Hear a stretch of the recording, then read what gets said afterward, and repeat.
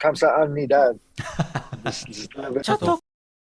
All right, hello everyone. This is Chador, the UFC commentator for TV and Sports in Korea. We are now joined by the former UFC interim lightweight champion, Tony El Kokoi Ferguson. Hello, sir. It's an honor. Thank you for doing this. Heck of an intro. That is a heck of an intro. Thank you, man. You're better than Bruce Buffer, brother. I hope you liked it. Thank you. That's great. Thank you very much for having me. Now you're returning to welterweight for the first time in 11 years. How does it feel? How is your preparation going? It feels heavy. I feel amazing. 170 pounds is a little bit more of my walk around weight. Feel good. Put it this way. I wrestled in college at 165, won nationals there, at 152, one state there. But if you do the math, man, you're supposed to gain weight as you get older, right? So I put on a little bit more muscle, and I feel pretty damn good going into this fight at UFC 279. Fair enough. Now, you're tied with Khabib Nurmagomedov for the most consecutive wins in the lightweight division. Do you think you'll ever return to the lightweight? No. Khabib is tied for the second most amount. I got there first. So I was 12-0, like 12 wins in a row. That fucker came in and got that shit right after me. So he's the one that's running up on that. They got that shit all confusing. Thanks for clearing that up. Now, absolutely, that Khabiber, man, he keeps on going on his world tour. I'm gonna chase after that bastard one of these days. I'll just bait him with some tiramisu. Now, speaking of which, I understand that you guys still go back and forth every now and then. Is there a possibility that the fight would ever happen? Yeah, I believe it'll happen. If it's anybody that can get him out into fighting, that's me. I don't think anybody else, especially his father, saying that this is the fight to only make. And whenever he's ready, like I said, whenever I'm ready too. You know, we got the green light to go and coach against each other on the Ultimate Fighter.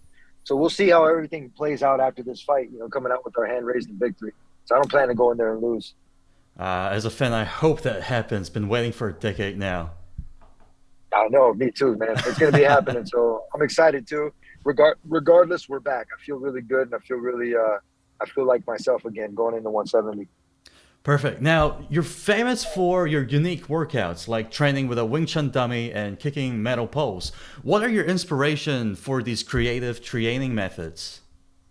Getting out of my comfort zone, asking questions, and being a little bit more well-rounded.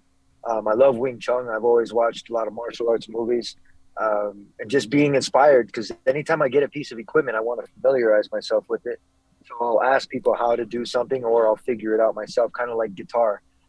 I've always picked up something, and if it works, it works. If it doesn't, it can sit there in the corner, but usually you'll pick it up again. I like the Wing Chun dummy because I can emphasize a lot of my wrestling moves, my techniques, and not only that, some chi sao. I can move a little bit different with the dummy I like, and kicking the metal poles. That goes from not just being funny. I mean, that people happen to record when I'm doing that shit, but it's about shin conditioning and being mentally fortified to be able to do this. You're gonna go shin on shin. You gotta kick something hard, otherwise that shit's gonna hurt.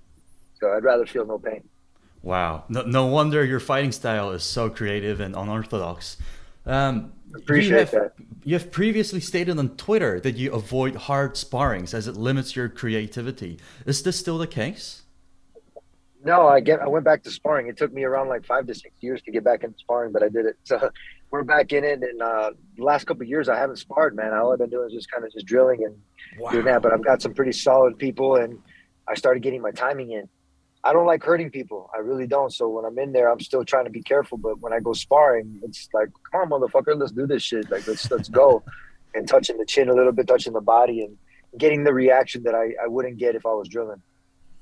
Right, now let's talk about your next fight. Your opponent, Li Jingliang, is currently ranked number 14 in the welterweight rankings. What are your thoughts on your opponent, Li? He's a strong opponent. He's a little bit taller than me. He's got solid right hands. He's got a nice left hook. He's got a right kick with a nice side kick.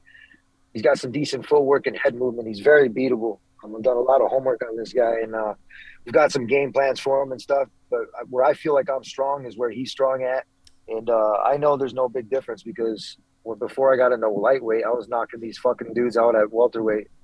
Wow, you're really good at hyping this fight. I'm excited for you too. Now, without revealing too much of your game plan, how are you intending to approach this fight?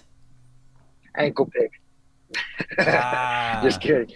It's gonna be a lot of punches, man. I'm gonna hit him, and he's not gonna hit me, and bringing the pain without having to deal so much on myself. And come UFC 279 on the co-main event, we're gonna steal the show. All right, now finally, any words for the Korean fans who will be rooting you for this weekend? Yes. Oh man, 감사합니다. This is a little bit, this is a little bit different, but I want to say thank you very much for following me. The Korean fans are fucking amazing. I'm gonna be real. So you guys, I want to say thank you so much, and keep following me, man, and make sure you guys buy that shit on this weekend, and stay tuned, man, because not only myself, we have D Rod and Kevin Holland. You have myself and Li Jingliang, and in the co-main event, and then in the main event, you have Diaz versus Khamzat. And Khamzat's already been at it, man. I ran into that guy when we were signing a bunch of papers. I was like, "Come on, motherfucker, let's go!"